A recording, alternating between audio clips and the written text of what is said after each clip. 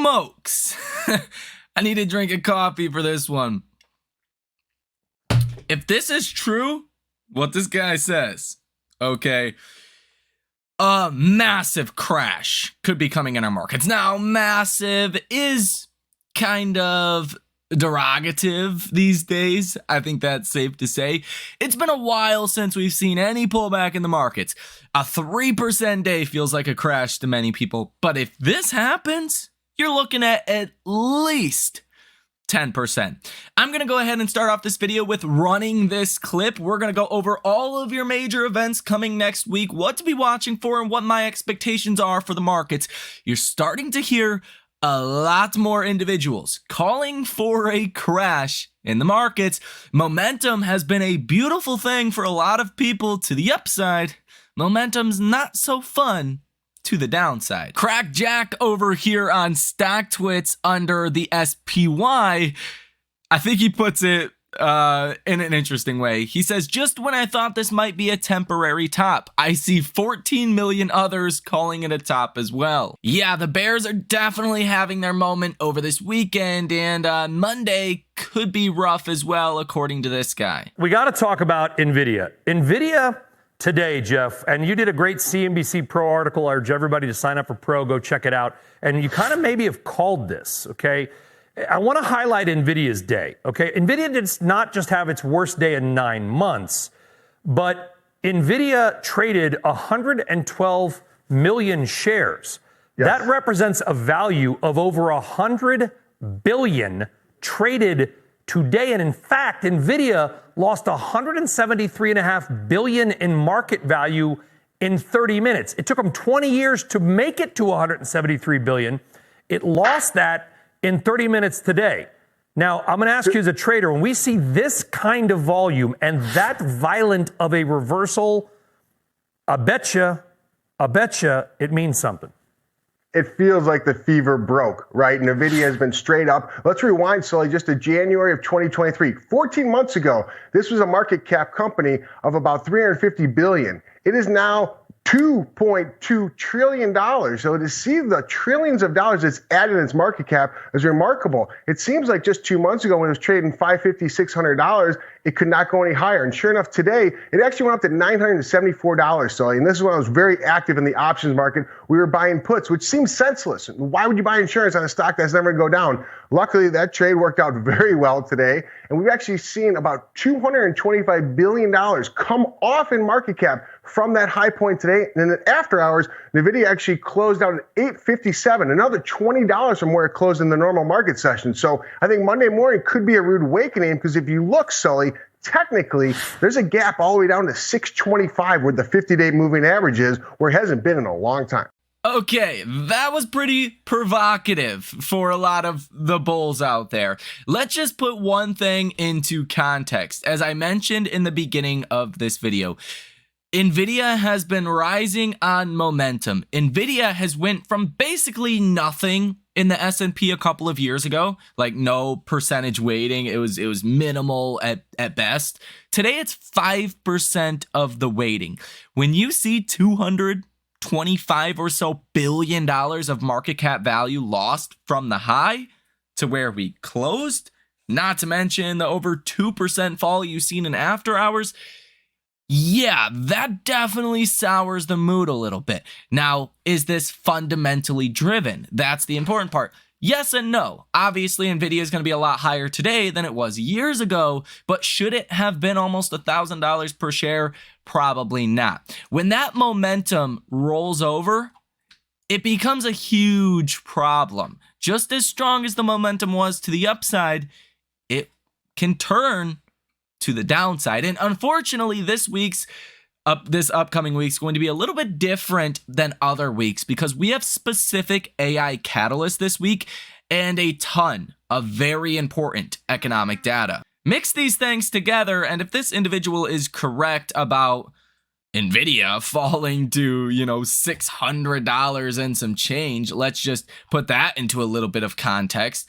Nvidia from here, after the drop we seen on Friday, if you were to fall all the way back down to like 630 on Nvidia, 650 where he was talking about, that's still a drop of about 25%. If that happens, S&P, NASDAQ, at least falling 10 to 15%, because it's not just Nvidia. Nvidia has added a lot of market cap to Microsoft. It's added a lot of market cap to other semiconductor names that have grown to be larger weightings in the markets. Now, Apple and Google and Tesla, those guys are large weightings in the S&P. They are deemed as kind of your losers of this AI revolution. Well, if your AI stocks fall, odds are that's going to brush off to Apple, Google, and Tesla as well. Even though they're deemed the losers, if the winners of AI fall, that could mean the losers fall even more in a strange way. Now, that's not what I'm expecting. I think Google, I think Apple, I think Tesla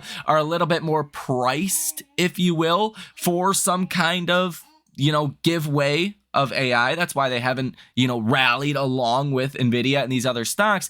But it's likely not going to have a positive impact on them either. You also need to remember that a lot of the trading volume that you see on the markets is algorithms, it's quants, it's not real people buying the stock. Like, what idiot is buying Nvidia at $970 per share? Maybe, some random people out there, but nobody was really fundamentally buying Nvidia at those prices. The buying in Nvidia happened at much lower prices. I'll tell you where some of the buyers could be. Some of the buyers could have been or likely were, like the S&P and BlackRock and Vanguard. These are large firms that, as the stock goes higher, allocate more to that stock. That happens for all different stocks. Well, even those guys are probably going to be selling some shares as Nvidia is now starting to fall. And you got to remember, again, a lot of the buying was done really in between like 400 and 600. So a lot of people have big gains on Nvidia, and they're not going to be afraid to take that profit now from what it looks like. And again, back to momentum, this candle that you see on Nvidia is one that will scare traders away. It's going to scare anyone that was bullishly positioned in Nvidia. Now, the problem even with this drop, the fact Nvidia went from 974 to 851, the stock is still on the overbought side, believe that or not. Even though you've seen this massive pullback on Friday, the RSI is still at 69.8, which 70 is considered overbought.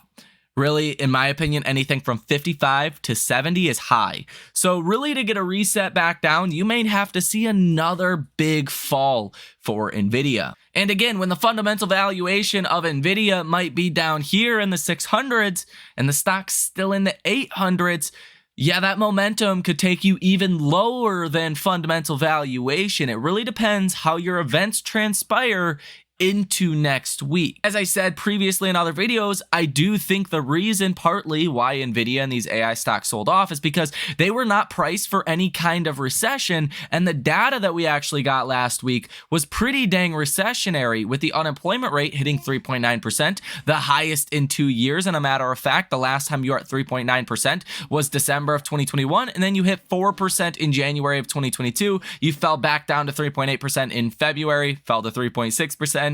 The month after, 3.7% the month after, 3.6%, and then 3.6% the month after that. So, I mean, you spiked a little bit back here in January of 2022, and then you fell basically every month for the unemployment rate. But what happened? January to June of 2022, you were actually in a technical recession. So who knows? If the next couple of months unemployment continues to rise, maybe the job gains start to fall a little bit. And let's be honest, they're not so great when you actually look under the hood of the report itself. There's not a lot of full-time jobs being added. So far this year, there's been 187,000 full-time jobs that are gone, and only about 51,000 part-time jobs that have been added. Topic for later on into this video. Yes, point is, you're starting to get to that point where maybe we will go into a recession. AI stocks were not priced for that. The S&P and the NASDAQ are not priced for that. They haven't been priced for a recession for a while. You know what price for a recession looks like? 2022. If we had went into a recession in the later parts of 2022, it would have been no big deal because we were already priced for one. The expectations were already at 100% on Wall Street that we were going into recession. Reuters actually had a 100% projection of a recession over the next 12 months. Now, there's like a 5% chance of a recession over the next 12 months. People are unbelievably bullish on stocks and on the economy, in which you get some data that kind of makes you have to look the other way and think about a recession. When you're at all-time highs, just blowing past previous all-time highs for months now, that becomes a bit of a problem, and you may need to see some repricing to adjust for the risk of a recession. Markets trade on future expectations and essentially what's priced in. Now, what's priced in? Well, the easiest way to think about what is priced in, and this never fails me, is to just look at what people are saying. Look at what people are talking about. It's pretty simple. If everyone's bullish, if everyone's raising price targets, if that's the general consensus, sure, you're going to get some people that are bears or super bulls or whatever. But when your average folks on Wall Street are all bullish now, that's usually a good indication that there's no recession risk priced into this market, or very little. And judging on the price action of the markets, it's pretty clear to see there's no recession risk priced into stocks as of right now. Some areas of the markets have, and this is where I've had a little bit of a problem with this market, that I've been on the defensive, I've been on the bearish side, really ever since about the start of 2024, specifically early February, because you've seen small caps, mid cap stocks really selling off, in which the theory has been on Wall Street that we're going into a soft landing. The Fed's going to cut rates a couple of times, nothing too dramatic, but we're going to avoid a recession with Fed rate cuts. In practice, that should be good for small and mid cap stocks. That has not been good for small and mid cap stocks. That's showing you a disconnect. At that point, I realized markets are trading on momentum, disregarding risk in some areas of the markets. Some areas of the markets have no risk priced in at all, like semis. Other areas of the markets are pricing in the risk of a recession. Small, mid-cap stocks, stock like a Tesla, down 30% year to date. Yeah, that's priced for some kind of recessionary event. That's why I like those areas a little bit more. But can they fall more if the broad markets fall? And the answer to that is yes. I think you may fall less, but you can still fall. For an example, if Nvidia does ultimately fall back to the 650 range, falls another 20-25% from here, that's going to bring down the NASDAQ and the S&P. I would imagine the S&P around 7 to 10%. Even Tom Lee's expecting 7 to 10% of a pullback in the first half of 2024. In the S&P, I think that's pretty reasonable. The NASDAQ could be a little bit more than that. The NASDAQ could be 11 to 15% based on some of my charts and some of the data that I have been looking at. Now, let's be honest as well. The markets have been due for a correction for a while. And here's a famous quote from Wall Street for a long time. I'll paraphrase it here. But in a bull market, stocks go up like a staircase. And when it ends, you use the elevator, which is pretty accurate when you look at the chart, because you'll be chugging along like a staircase, going up, just kind of grinding higher. And then when you ultimately get that reversal, you get those sharp drops. Now, let's also be honest. The markets have been due for a correction for a while now. And there's a saying on Wall Street that stocks go up with a staircase and down with the elevator. So what that means is basically in bull market, stocks just kind of grind higher like a staircase, right? It almost looks like a staircase. And then they tend to take the elevator down, just meaning it tends to go pretty fast to the downside, which is pretty dang accurate if you look at charts throughout history. Kind of go up like a staircase, down like an elevator, up like a staircase, down like an elevator, up like a staircase, down like an elevator, up like a staircase, couple flights here, and down like an elevator.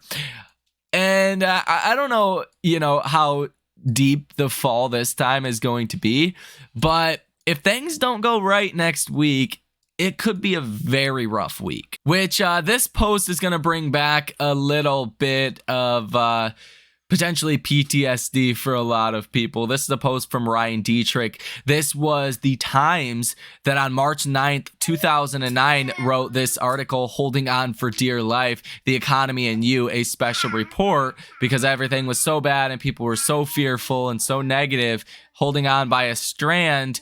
And now this is the one that is that just came out.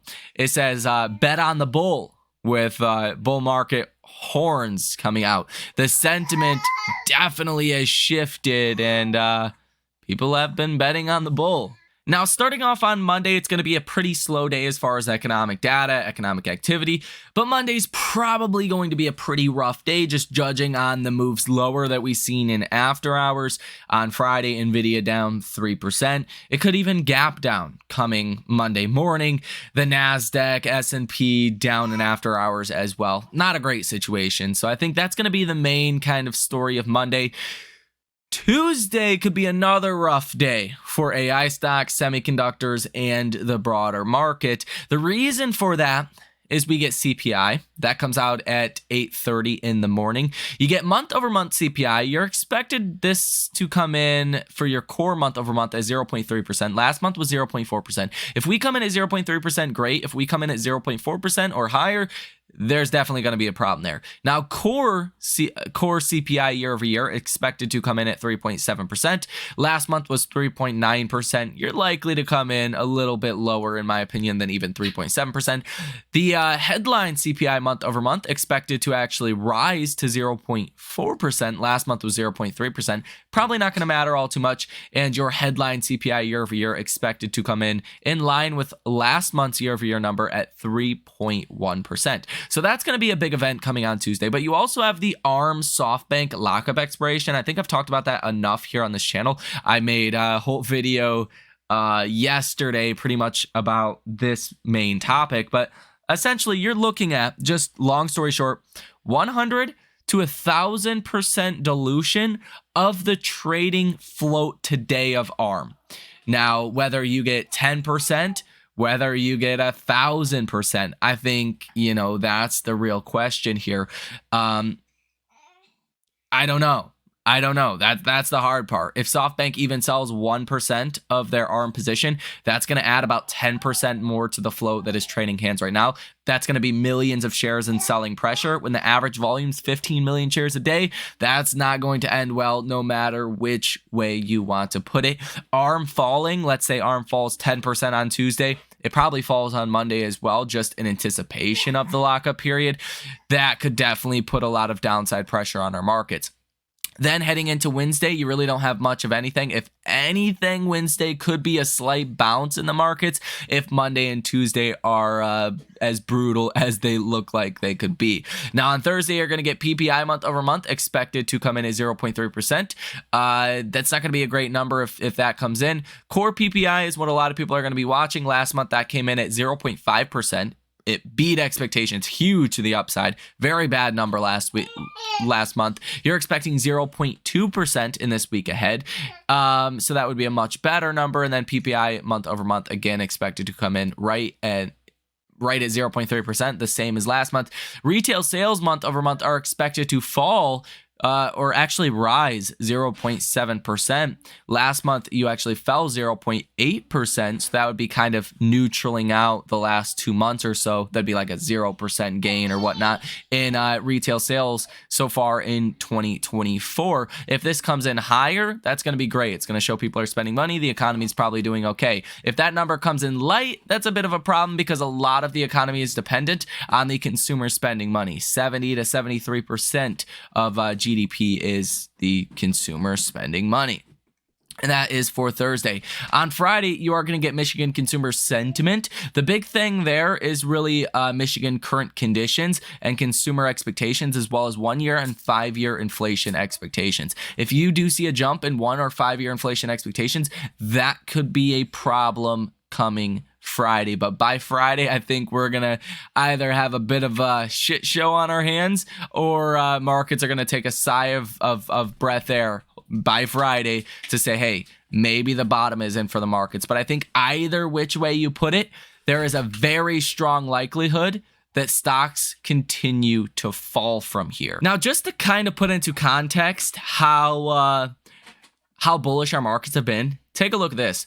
Volatility is the toll we pay to invest. Here are the S&P 500 various declines per year from 1928 to 2003. So on average, you get 7.2 3% dips in a single year. 3.2. 3% dips in a single year. So far in 2024, we really haven't got anything close to that, right? It's been pretty much straight up. Now, 3.4 times a year, you tend to get a 5% mild correction.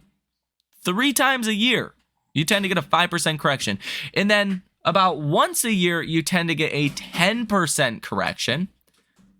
And then a 15% severe correction happens once every about 2 years. And then a 20% bear market happens once every about 3.5 years. So are we due for a 20% bear market, crash? No, not according to this, because we were there in 2022. So by this metric, that would put you into 2025, if not the first half of 2026, where we would be due historically for a 20%, kind of pullback there. But we are indeed due for a 10% correction. That happens about once a year, and the last time we did see a 10% correction was in October, so that could really happen at any time. But we're definitely due for a 5% mild correction, even a 15% severe correction. We haven't seen a 15% correction again since October, November of 2022. So you're honestly even due for a 15% correction. Could that happen? Of course, that could happen. Is it something that is likely at this point? It's really going to depend how this situation goes with these AI stocks. If AI stocks totally give it up, it is possible that you could see a 15% correction. We will also have some pretty important earnings this week. It seems like every week is earnings week for a long time now. I mean, I didn't remember in the past earnings season lasting this long, but it is. Okay. Monday in after hours, you're going to have Oracle and Asana. These are both kind of AI related companies, right? Ones to be watching for. On Tuesday, you're going to have a bunch of different companies, none that are really important or that important for the markets. Kohl's, maybe you could make case for that one to be important for the markets. Wednesday pre-market, Dollar Tree and Zim will be reporting earnings. Wednesday and after hours, you will get UiPath and Centennial One. Thursday pre-market, Dollar General, that one could be a big one for markets, and Dick's Sporting Goods, Canadian Solar, Build-A-Bear Workshop, couple other notable names as well. Thursday and after hours, your big guys for this week, Adobe, Blink, and Ulta. You also have PagerDuty and some other names. And then Friday pre-market, just some random stocks that I've never even heard of. And some of these stocks are pricing in a big move. You could see Asana here pricing in 17%, UiPath pricing in about 17%, even Ulta Beauty pricing in around 10%, Adobe pricing in between 7 and 8%. That's pricing in a huge move. Even Oracle, 8 to 9%. Are you kidding me? These stocks don't often move that large. So there definitely is a lot of volatility baked into next week. Next week is also going to be a quarterly options expiration. So there could be more option volatility around that, especially considering there has been so many people so bullish.